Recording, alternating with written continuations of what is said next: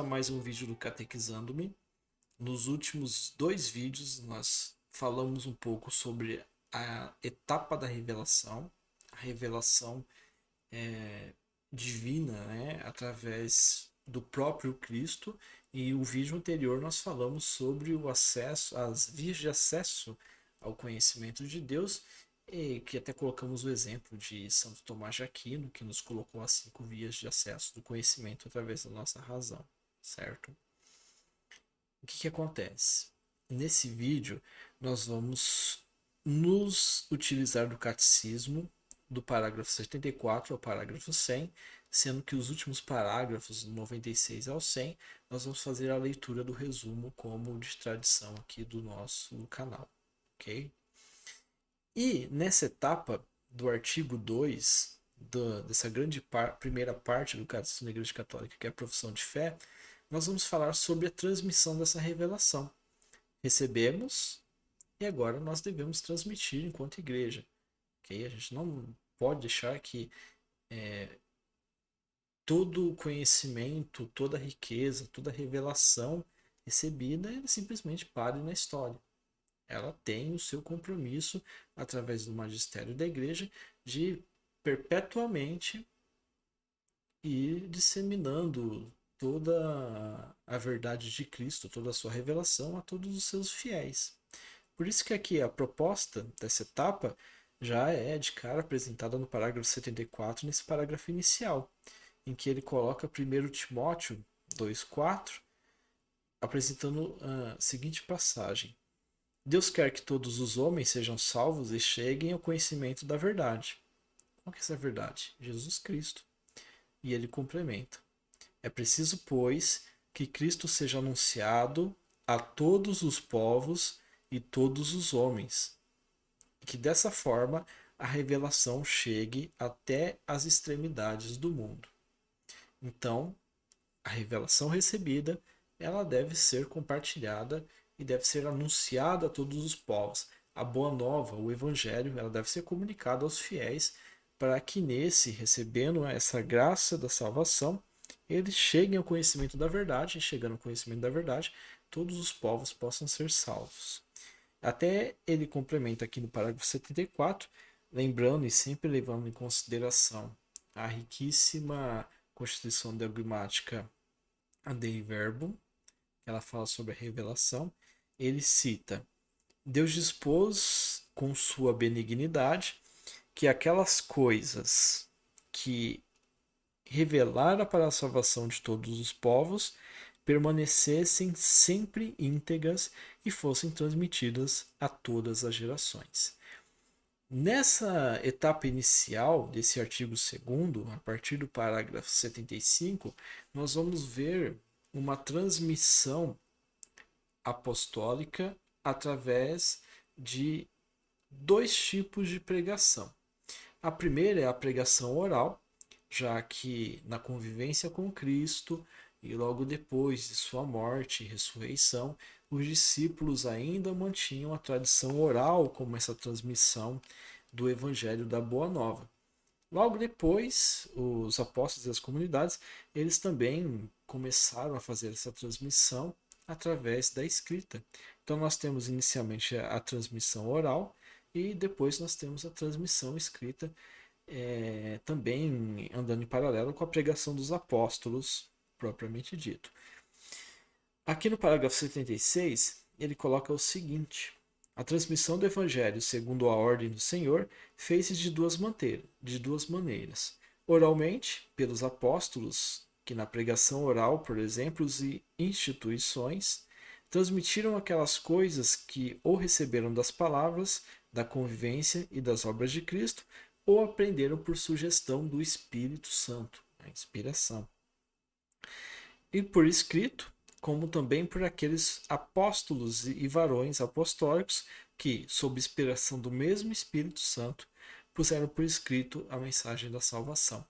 Então, nós vemos nesse início a transmissão através da forma oral e da forma escrita. E depois nós temos essa contínua transmissão através do magistério da igreja. O que é o magistério da igreja? É a composição daqueles que são responsáveis pela interpretação e são esses guardiões da fé, que são os bispos, diretamente sucessores dos apóstolos. Ele coloca aqui no parágrafo 77: para que o evangelho sempre se conserve inalterado e vivo na igreja, os apóstolos deixaram como sucessores os bispos, e eles transmitiram seu encargo de magistério. Com efeito, a pregação apostólica, que é expressa por modo especial nos livros inspirados, devia conservar-se por uma sucessão contínua até a consumação dos tempos. Então, quando nós estamos falando de magistério da igreja, nós estamos falando dos sucessores diretos dos apóstolos, que são esses guardiões, eles são os responsáveis pela tradição e pela Sagrada Escritura, para que ela se mantenha íntegra, íntegra no sentido de que não seja corrompida por ideias, por ideologias, que seja bem interpretada e que seja anunciada a todos os povos, ok? E ele coloca aqui ainda, a gente vai pular para o parágrafo 78, no meio do parágrafo, tem a seguinte informação: por meio da tradição, a igreja, em sua doutrina, vida e culto, perpetua e transmite a todas as gerações tudo o que ela é e tudo o que crê. O ensinamento dos santos padres testemunha a presença vivificante dessa tradição, cujas riquezas se transfundem na praxe e na vida da igreja crente e orante. Então nós temos aqui os sucessores dos apóstolos, os santos padres, que se utilizavam da tradição na transmissão oral e escrita, para que a revelação divina em Cristo pudesse chegar a todos os povos e que esses povos pudessem alcançar a graça da salvação. Aqui no parágrafo 80, ele já coloca essa relação entre a tradição e a Sagrada Escritura, que é uma fonte comum. Nós temos, tanto na Sagrada Escritura quanto na Sagrada Tradição, a fonte única e exclusiva, que é Jesus Cristo. Por isso que aqui no parágrafo 82, ele até complementa colocando: daí o resultado que a igreja, a qual estão confiadas a transmissão e a interpretação da revelação, não deriva a sua certeza a respeito de tudo que foi revelado somente na Sagrada Escritura. Por isso, ambas devem ser aceitas e veneradas com igual sentimento de piedade e reverência, que ele coloca como nota de rodapé o Dei Verbum, o parágrafo 9. O que a igreja leva em consideração e possui a mesma reverência? Como a mesma fonte é Cristo, tanto pela sua boa nova do Evangelho, quanto por esse relacionamento dos apóstolos que observaram, acompanharam a Cristo, dialogaram com ele, tem se fundamentado em todo o processo da revelação divina, tanto a Sagrada Escritura quanto a Sagrada Tradição, que é a tradição, a transmissão daquilo que eles receberam de forma oral, de forma escrita, que é levado em consideração. E ele até cita aqui os santos padres do começo da igreja, propriamente dito, que nos trouxeram um riquíssimo conhecimento a partir daquilo que Jesus revelou por seu evangelho e por sua boa nova. Então nós temos o mesmo teor e o mesmo relacionamento dentro do magistério da Sagrada Escritura e da Sagrada Tradição. Tem o mesmo teor de veneração e piedade, certo? Aqui no parágrafo 83, ele traz um relacionamento da tradição apostólica com as tradições eclesiais, ou seja, aquela tradição vindo dos apóstolos com aquelas comunidades locais, as igrejas, e quanto aos seus hábitos e quanto ao seu comportamento perante aquilo que foi transmitido. Olha só, parágrafo 83. A tradição da qual aqui falamos é a que vem dos apóstolos e transmite o que receberam dos ensinamentos e do exemplo de Jesus Cristo, e o que receberam também por meio do Espírito Santo, a inspiração. Ponto. Vamos pular aqui para a parte final do último parágrafo desse parágrafo 83. O parágrafo 83 ele tem 2 parágrafos. Então vamos pular para a última parte desse 83, que é o que importa para a gente nesse momento da tradição apostólica e da tradição das tradições eclesiais, das igrejas, propriamente dito, as igrejas locais. Então ele coloca aqui, ó, dela é preciso distinguir as tradições teológicas, disciplinares, litúrgicas ou devocionais surgidas ao longo do tempo nas igrejas locais.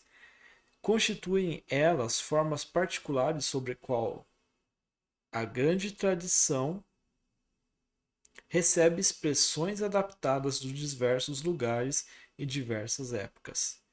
É à luz da grande tradição que essas podem ser mantidas, modificadas, ao mesmo tempo abandonadas, sob a guia do magistério da igreja. Então aqui ele dá uma visão completa. Se fosse para mim resumir toda essa estrutura da transmissão da revelação divina, esse parágrafo 83 seria o coração daquilo que nós queremos repassar como informação. Olha só, é à luz da grande tradição que estas podem ser mantidas, modificadas ou ao mesmo tempo abandonadas, segundo o guia do magistério da igreja. Então, quando nós estamos falando dessa tradição apostólica, que ela vem via oral, via escrita, em que o magistério da igreja, através dos sucessores dos apóstolos, ela lida de tal forma com essa revelação, como guardiões, como esse depósito da fé, de que, observando as igrejas locais, elas deveriam seguir de uma maneira, mesmo que sendo adaptada por expressões culturais ou da região, elas deveriam seguir uma mesma linha a partir do momento que existia revelação como um núcleo fundamental de vida, de oração, de expressão de convivência comunitária, enfim, de todo o aspecto devocional cristão do seu comportamento já naquele período. Então, a tradição, seja oral ou seja escrita, resguardada pelo magistério da igreja, de modo que ele preserve e comunique isso aos fiéis, ela permitia desde o começo essas expressões adaptadas aos locais e diversas épocas e regiões, mas sempre zelando para que essa tradição ela seguisse com veracidade o seu propósito.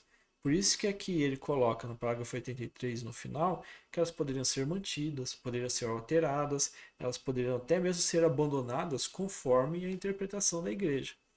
Porque o magistério, o sagrado magistério, os sucessores diretos dos apóstolos, que eram responsáveis, os guardiões dessa tradição da Sagrada Escritura na vida da comunidade. Por isso que aqui, a partir do parágrafo 84, ele já entra em uma etapa 3, né? E ele coloca a interpretação do depósito da fé, que o depósito da fé ele é confiado em sua totalidade à igreja.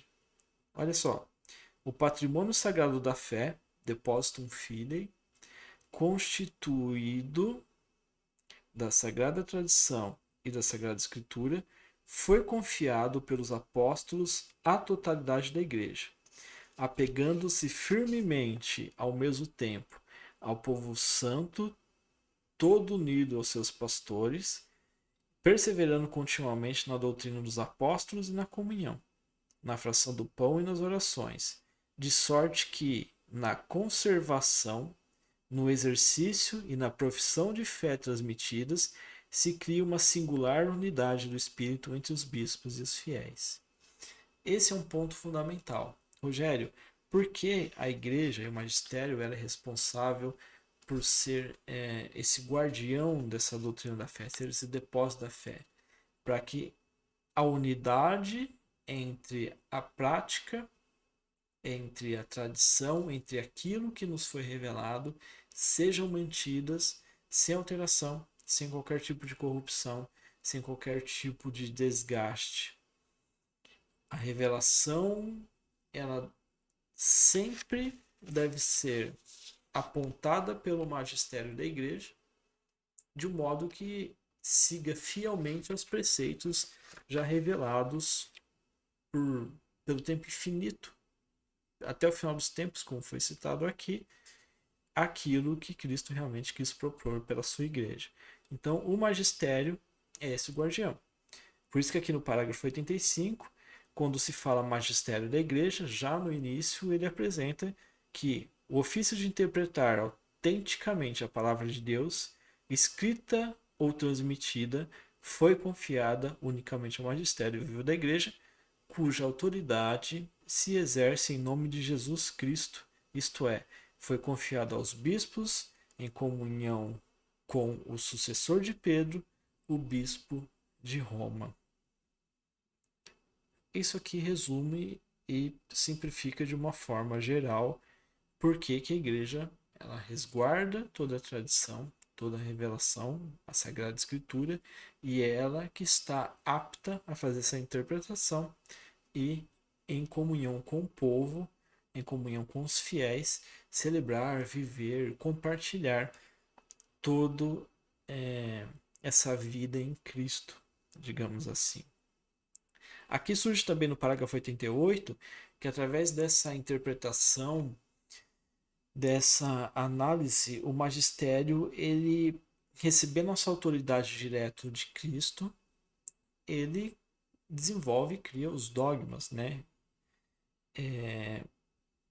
Na realidade seria um definir os dogmas, porque ele pega essa revelação divina e aplica ela em uma estrutura que seja inteligível ao homem, que seja alcançável racionalmente ao homem, para que ele entenda aquilo que a transmissão quer apresentar.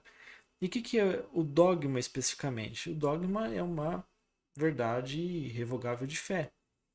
Aqui no parágrafo 88 ele coloca que, utilizando de forma o magistério se empenha plenamente a autoridade que recebeu de Cristo, que se utilizando de tal forma essa revelação que obriga o povo cristão a uma adesão irrevogável de fé, porque ela propõe as verdades contidas na revelação de um modo que nós podemos acreditar nessas verdades e ter uma conexão necessária com ela para uma vida de igreja frutuosa e plena. Aqui no parágrafo 89, ele coloca também há uma conexão orgânica entre a nossa vida espiritual e os dogmas.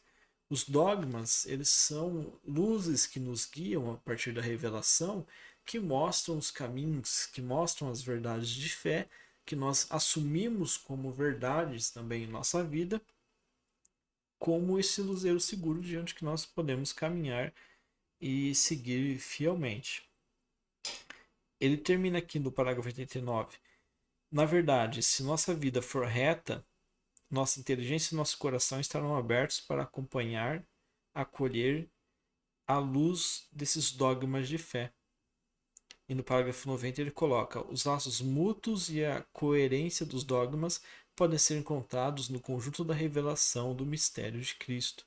Existe uma ordem, uma hierarquia das verdades da doutrina católica, já que o nexo delas com o fundamento da fé cristã é diferente, né?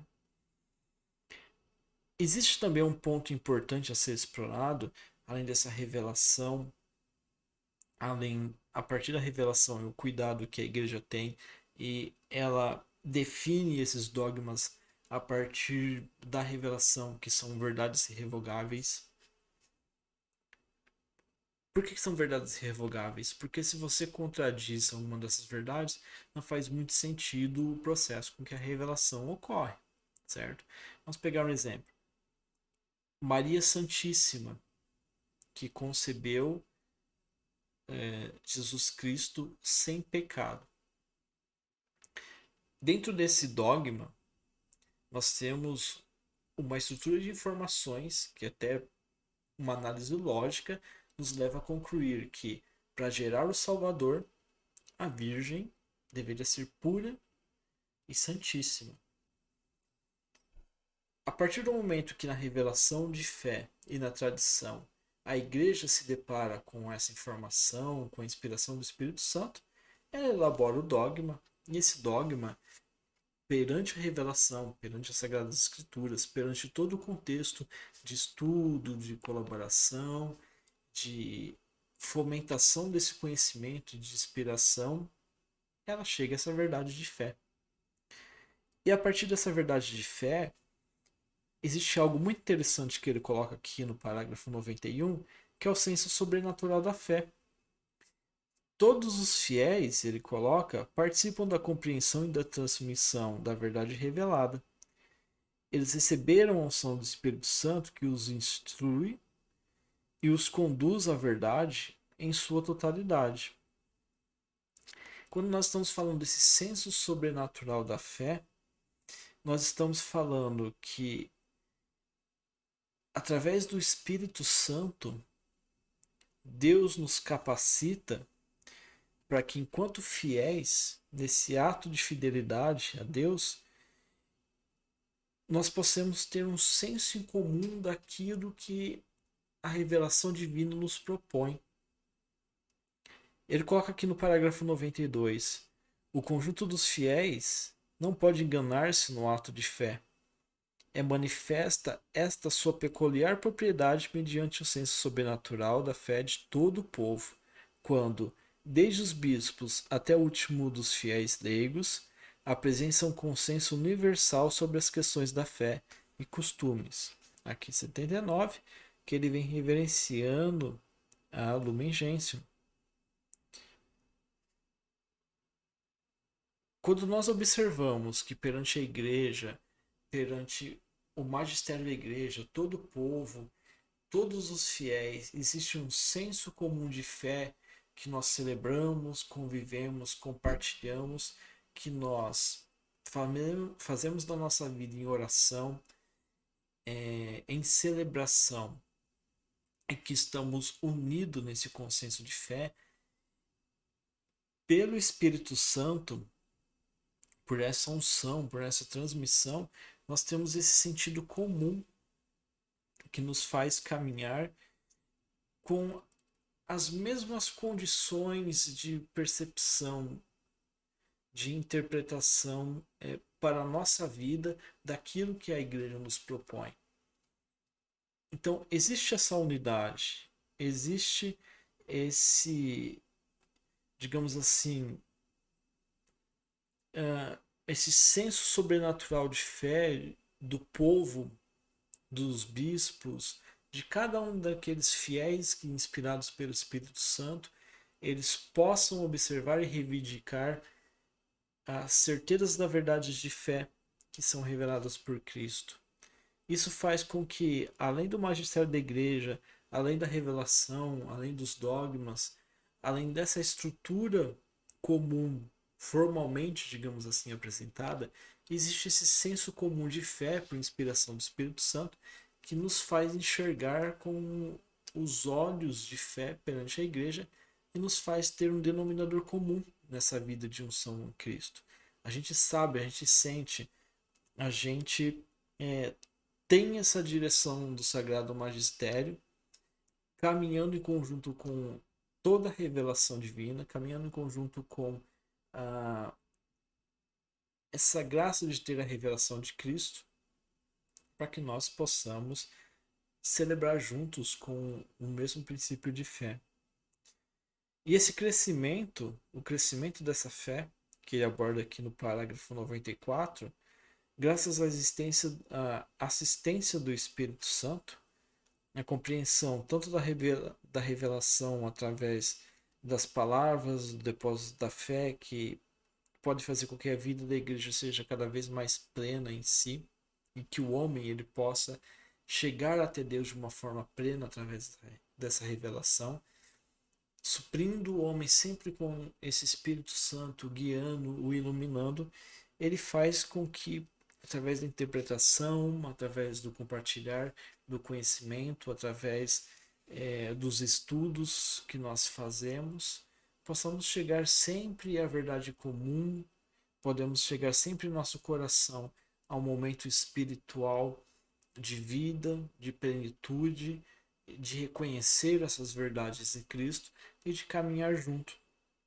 Aqui no parágrafo 94, ele coloca diversas citações que fazem referência a esse cenário. Pela contemplação e estudo dos que creem, os quais as meditam em seu coração, e em especial a pesquisa teológica que aprofunda o conhecimento da verdade revelada, pela íntima compreensão que os fiéis desfrutam das coisas espirituais, divina, divina eloquia cum legente crescuntum, que ele coloca aqui em latim, né? A palavra divina cresce com o leitor. Então, o crescimento e a compreensão de fé, do senso em comum, ele nos faz buscar cada vez mais esse ápice de entender, de querer conhecer mais profundamente essa transmissão. Então, mesmo que nós passamos por esse senso comum de saber, de perceber, de ter uma ciência, mesmo que lá dentro, através de uma inspiração do Espírito Santo, daquilo que vemos, acreditamos, daquilo que celebramos, devemos, enquanto cristãos, sempre buscar o conhecimento da plenitude da revelação divina através do magistério da igreja. E ele encerra aqui no parágrafo 95. Fica, portanto, claro que, segundo o sapientíssimo plano divino, a sagrada tradição, a Sagrada Escritura e o magistério da igreja estão de tal modo entrelaçados e unidos que um não tem consistência sem os outros, e que juntos, cada qual o seu modo, sob a ação do mesmo Espírito Santo, contribuem eficazmente para a salvação das almas. Por isso que nós devemos buscar o conhecimento necessário para que a gente não fique só no senso comum, só nessa inspiração daquilo que vemos, daquilo que celebramos, como uma proposta que ele coloca aqui sobre o senso comum da fé. A igreja sempre nos convida a conhecer mais, a saber mais e também compartilhar com os irmãos aquilo que nós aprendemos, aquilo que nós conhecemos, aquilo que nós podemos colaborar para o crescimento do reino e principalmente para a salvação das almas. Então nós temos aqui sempre à nossa disposição a Sagrada Escritura, a Sagrada Tradição e o magistério da igreja, no sentido de buscar e saciar sempre o nosso conhecimento e nos fazer alcançar as verdades reveladas por Cristo, nosso Senhor, fonte e origem de toda a plenitude dessa revelação. Ok? E aqui nós terminamos com o nosso resumo no parágrafo 96 ao 100, que ele cita as seguintes informações. O que Cristo confiou aos apóstolos, estes o transmitiram por sua pregação e por escrito, sob a inspiração do Espírito Santo, de todas as gerações, até a volta gloriosa de Cristo. 97. A Sagrada Tradição e a Sagrada Escritura constituem um só sagrado depósito da Palavra de Deus, no qual, como em um espelho, a Igreja peregrinante contempla a Deus, fonte de todas as suas riquezas. 98. Em sua doutrina, vida e culto, a Igreja perpetua e transmite a todas as gerações tudo o que ela é, tudo o que crê. 99. Graças ao seu senso sobrenatural da fé, o povo de Deus inteiro não cessa de acolher o dom da revelação divina, de penetrá-lo mais profundamente e viver dele com mais plenitude. Aqui é o que citávamos ao final, a importância de que, recebendo esse dom da revelação, nós não nos contentemos simplesmente em estacionar no meio do caminho, ok? Devemos sempre, como citado aqui, penetrar profundamente e viver cada vez mais em plenitude nesse dom que é a revelação de Deus perante a sua graça em nossa vida. E terminando, o encargo de interpretar autenticamente a palavra de Deus foi confiado exclusivamente ao magistério da igreja, ao Papa e aos bispos em comunhão com ele. Então nós temos uma igreja que está constantemente estudando, compartilhando conhecimento, nos apresentando diversas informações para que nossa fé possa ser cada vez mais madura, para que o nosso conhecimento e nosso crescimento na fé possa ser constante, ok? Aqui nós terminamos essa parte da transmissão, que é realizada através da Sagrada Escritura, da Sagrada Tradição, através do magistério da igreja. E no próximo vídeo nós vamos entrar, propriamente dito, na Sagrada Escritura, o artigo 3º, ok? Muito obrigado por você nos acompanhar até esse momento. Peço que, se você gostou desse vídeo, você possa deixar o seu like, compartilhar com seus amigos. Não se esqueça de se inscrever no nosso canal e também não se esqueça de, se houver alguma dúvida, algum comentário, deixa aqui pra gente, deixa o seu comentário e nós vamos interagindo, nós vamos trocando informações e dialogando também através desse vídeo, ok? Fiquem todos com Deus. Muito obrigado por estar conosco até agora e até o próximo vídeo.